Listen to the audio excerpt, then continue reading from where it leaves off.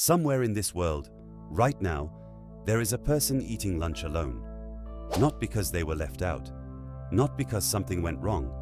They chose it. Their phone has no group chats buzzing. Their weekend has no plans waiting to be confirmed. And if you ask them why, they probably couldn't give you a real answer. They'd say, "I just never got around to it." Or, "I'm not really a people person." Or maybe, "I'm fine on my own." And maybe they are. But sometimes, that's not the whole truth. Because there is a difference between enjoying your own company and slowly convincing yourself that you don't need anyone. If you've ever gone years without a close friend, watched other people build friendships while yours quietly disappeared, or simply stopped trying and told yourself you're fine with it, stay until the end. Because you may recognize something about yourself here.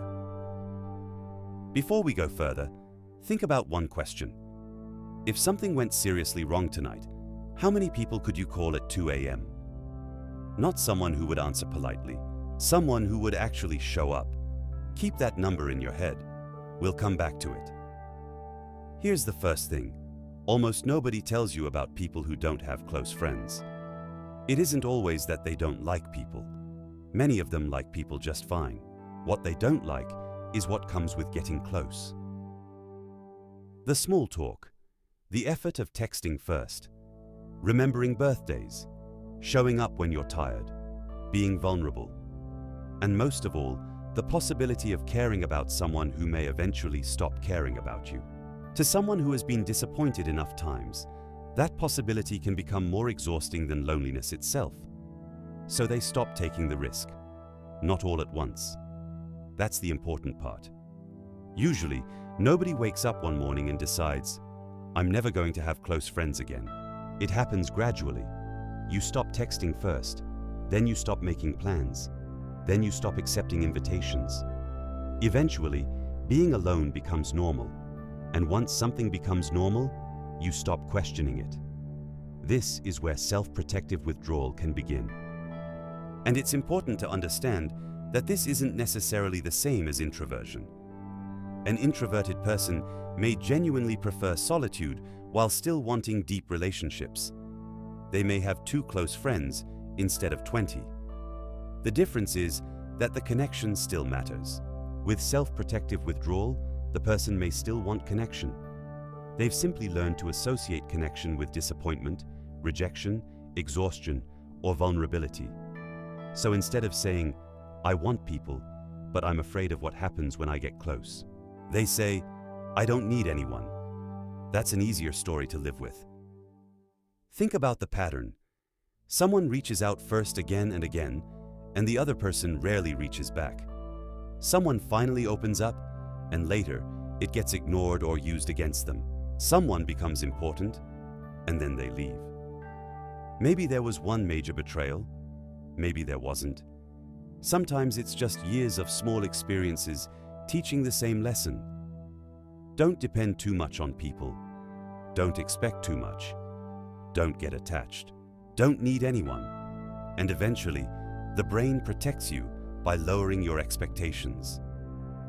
If you don't expect anyone to call, you can't be disappointed when the phone stays silent. If you don't invite anyone, nobody can reject you. If you don't open up, nobody can hurt you there. And if you never let anyone become important, you never have to experience losing someone important. The protection works. That's the problem, because something can protect you and still imprison you. Now think about your own life. Was there a point when you decided it was easier not to try anymore? Maybe it was a friendship that ended without explanation. Maybe you were always the extra person in a group. Maybe you learned that whenever you needed someone, you couldn't be sure they'd be there. Ask yourself, when did being alone stop feeling temporary and start feeling safer? Because those are 2 very different things, and having few friends doesn't automatically mean someone is cold or emotionally incapable. Some people genuinely prefer a small social world. Some are selective. Some simply haven't found relationships that feel meaningful. But sometimes, selectiveness can become a disguise for fear. You don't say, "I'm afraid I'll be rejected." You say, People are exhausting. You don't say, "I don't know how to trust anyone." You say, "I just prefer being alone." Eventually, the defense becomes part of your identity. You stop thinking, "I'm protecting myself," and start thinking, "This is just who I am." From the outside, it can even look like strength. Someone who spends every weekend alone might seem incredibly independent. People might even say, "I wish I didn't need people like that." But needing people less isn't always evolution. Sometimes it's an old wound that became so good at protecting itself that it started calling itself independence. You become good at handling everything yourself. You solve your own problems. You don't ask for help. You disappear when you're overwhelmed. And because you can survive it, you assume you must be okay. But surviving without connection isn't the same thing as not needing connection. And this pattern can sometimes begin much earlier than people realize. Not necessarily with some dramatic childhood trauma. Sometimes it's quieter. A child learns that showing emotion gets them mocked. They learn that asking for help creates inconvenience. They learn that being sensitive means being weak. Or they simply grow up in an environment where emotional closeness isn't modeled. So they adapt. They become self-sufficient. They stop asking. They stop expecting. They become the child who says, "It's okay, I can do it myself." And that can create an incredibly capable adult. But it can also create someone who doesn't know how to let another person carry something for them. They know how to give. They know how to help. They know how to listen. But receiving feels uncomfortable. Because somewhere along the way, needing people became associated with vulnerability. And vulnerability became associated with pain. That's why simply telling someone to put yourself out there doesn't always work. Part of you may already believe you know what will happen if you let someone get close. They'll leave. They'll disappoint you. You'll care more than they do, and you'll regret trusting them. So what does changing this actually look like? Not forcing yourself into a huge friend group. Not becoming a social butterfly. It starts much smaller. It starts by noticing the moment you pull away. Someone invites you somewhere. Your first thought is, "What's the point?" Someone takes longer than usual to reply. Your mind says, "They're losing interest." Someone tries to get closer. You think, "They don't really know me yet." Notice those thoughts. Don't judge them. Question them. Because the goal isn't to trust everyone. The goal is to stop assuming everyone will hurt you before they've had the chance to show you who they are. You can still have boundaries. You can still be selective.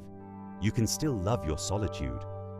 But there's a difference between choosing to be alone and using solitude so you never have to risk being known. Now, go back to that moment I asked you to remember. The moment you decided it was easier to stop trying. Ask yourself, were you protecting yourself from something that was actually happening, or from something that had already happened before, to a different version of you? Maybe you're still following a rule you learned years ago. Don't get too close. Don't need anyone. Don't expect people to stay.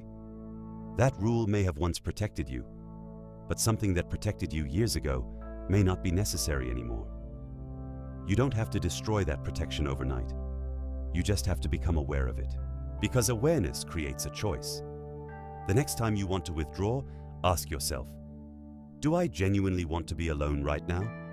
Or am I afraid of what might happen if I let someone get closer? One is solitude, the other is self-protection. And learning the difference can change everything. So go back to that number. How many people could you call at 2 a.m.? If it's 10, you're fortunate. If it's 2, that's still something. If it's 1, don't underestimate what one meaningful relationship can mean. And if the number is 0, don't turn that number into a judgment about your worth. 0 is not an identity, it's a situation. And situations can change. You don't need 20 friends. You don't need to become popular. You don't need to trust everyone. You only need to become willing, little by little, to let the right person get close enough to know you. Because sometimes, the loneliest people aren't the ones who don't want anyone. They're the ones who wanted connection for so long that eventually, wanting it started to hurt, and so they learned to stop wanting. If any part of this described you, leave that number in the comments. Just the number. And remember, you didn't necessarily become comfortable being alone because you were meant to be alone. Sometimes you became comfortable because, at some point, being alone felt safer. And understanding why is where the possibility of changing it begins.